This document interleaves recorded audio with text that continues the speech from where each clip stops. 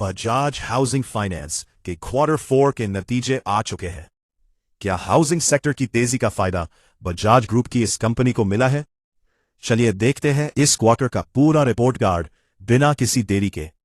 सबसे पहले बात करते हैं कंपनी की कुल कमाई यानी टोटल इनकम की। इस क्वार्टर यानी मार्च 2026 में बजाज हाउसिंग फाइनेंस ने 2,902.70 करोड़ की टोटल इनकम हासिल की है। अगर हम इसकी तुलना पिछले क्वार्टर के 2,883.83 करोड़ से करें तो कमाई में बढ़ोतरी बरकरार है।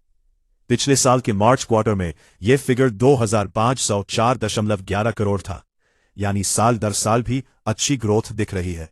अब रुख करते हैं खर्चों की तरफ।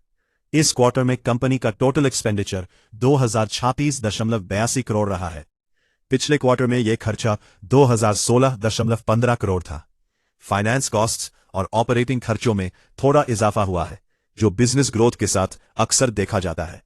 अब आते हैं मुनाफे पर। इस क्वार्टर में बजाज हाउसिंग फाइनेंस ने 669.19 करोड़ का नेट प्रॉफिट पोस्ट किया है।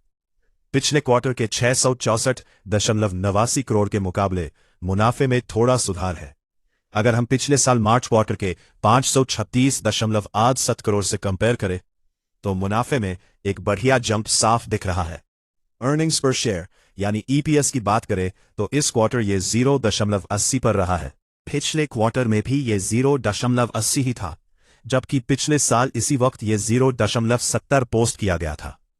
Final conclusion, overall Bajaj housing finance ने एक स्टेबल और पॉजिटिव परफॉर्मेंस दी है। हाउसिंग फाइनेंस मार्केट में कंपनी की पकड़ मजबूत दिख रही है। आपको ये नतीजे कैसे लगे, कमेंट में जरूर बताएं और ठाकुर मार्केट एज को सब्सक्राइब करना मत भूलना।